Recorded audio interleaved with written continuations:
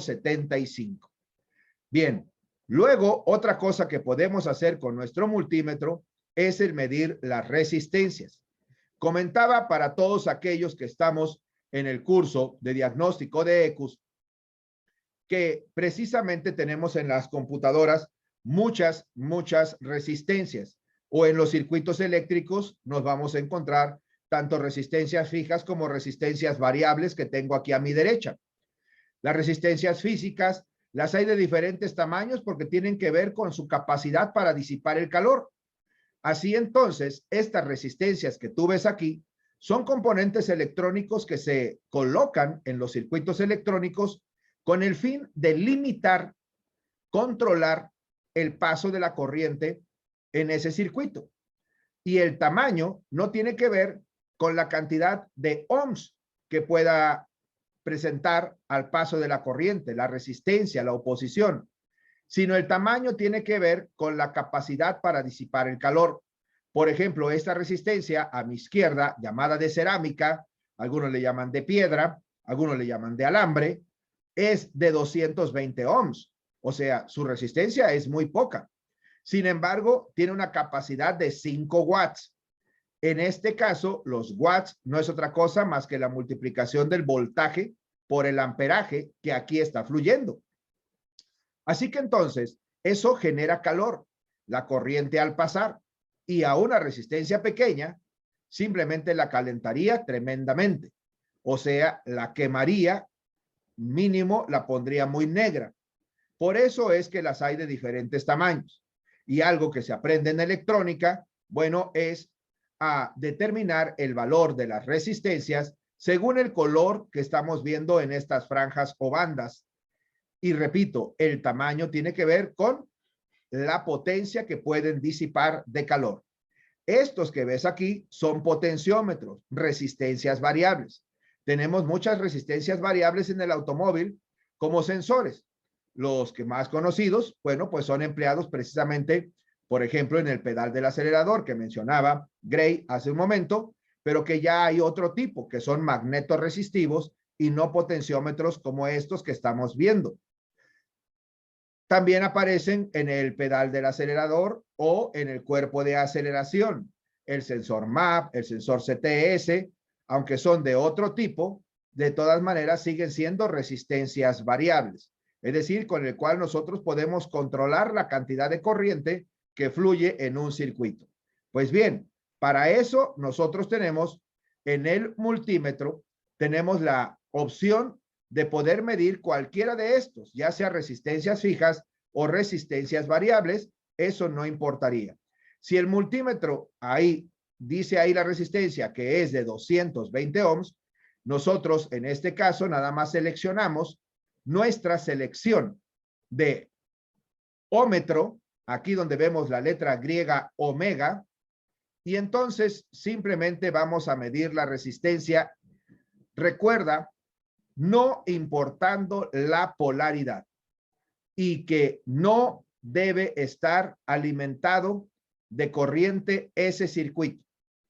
¿Cómo es esto? Bueno, pues que aquí, como puedes ver, es la pila interna que yo te comentaba que tiene nuestro multímetro, el que está lanzando una pequeña corriente a través de estos cables rojo y negro que pasan por la resistencia que está en prueba, y que entonces de esa manera determina cuánto le costó de trabajo pasar a la corriente por esta resistencia, y así es como lo representa en el display, prácticamente 218 ohms para números cerrados.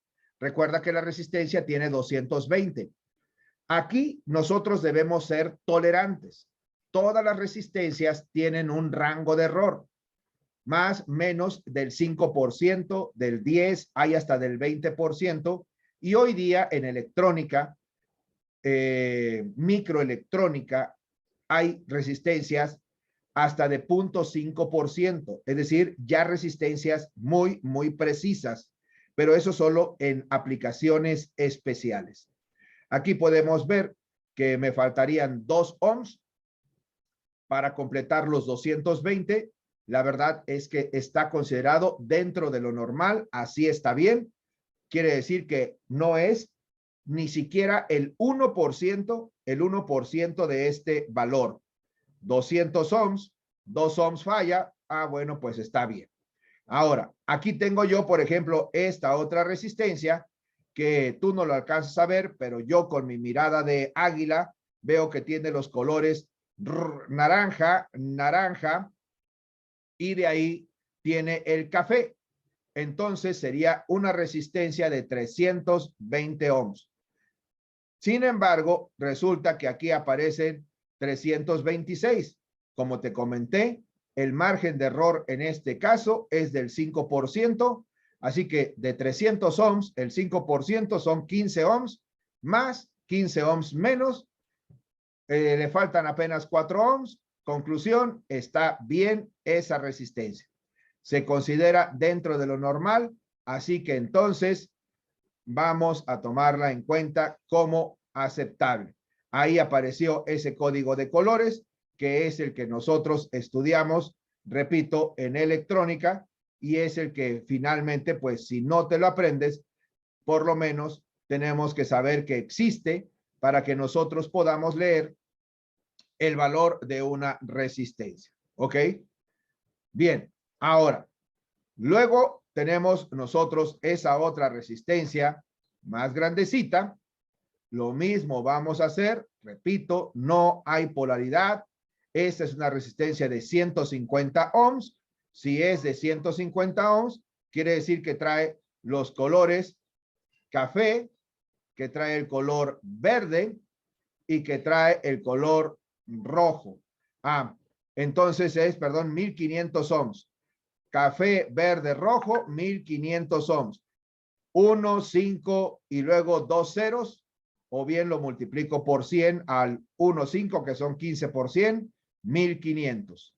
1500 ohms, más menos un cierto porcentaje, que casi siempre son, si trae el color dorado, es el 5%. Conclusión, me da 1470, está dentro de la tolerancia, está dentro del margen de error. ¿Ok? Muy bien. Así que entonces, así es como ocupamos el ómetro para las resistencias fijas. Y después tenemos las resistencias variables. Te repito, un sensor TPS o un sensor APP1, el sensor APP2, al final son potenciómetros. Así que nosotros simplemente medimos. Si nos colocamos en los extremos del potenciómetro, pues vamos a medir el valor total que tiene esta pista. Esta pista es la que recorre finalmente cuando nosotros hacemos girar el eje de la mariposa o movemos el pedal del acelerador.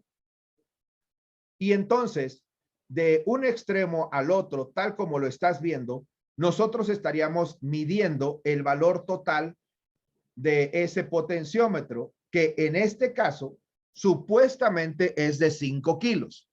Supuestamente, en teoría. Pero como dije, hay un margen de error y en estos el margen de error es de el 20%. Así que 5 kilos, el 20% es 1 kilo más o 1 kilo menos. Así que si me da 4.65, está dentro del margen de error. Esto es lo que debemos entender para nosotros poder diagnosticar si algo está bien o está mal. O sea, aunque afuera el potenciómetro trae impreso que es de 5 kilos, difícilmente vas a encontrar uno que te dé los 5 kilos exactos. Hay que ser tolerantes y de ahí vamos a partir nuestro diagnóstico. Ahora, pero si nosotros nos colocamos ya no en los extremos, sino un extremo con la terminal de en medio, entonces, como puedes ver, ahora me está marcando 1.8 kilos. Ya no me marca esos 4.7, no, sino ahora 1.8 kilos. Ahora estoy entre un extremo y la terminal de en medio, y resulta que la terminal de en medio es precisamente nuestra pieza que se puede mover, como puedes observar. Así que ahí lo llevé a tope, 4.65, ahí le rebajé 3.8, 2 punto y tantos, y así es como nosotros podemos saber si se encuentra o no se encuentra en buen estado un potenciómetro, midiendo la resistencia, la cual debe de ser su cambio de valor en forma gradual y en estricta secuencia. Si vemos nosotros que se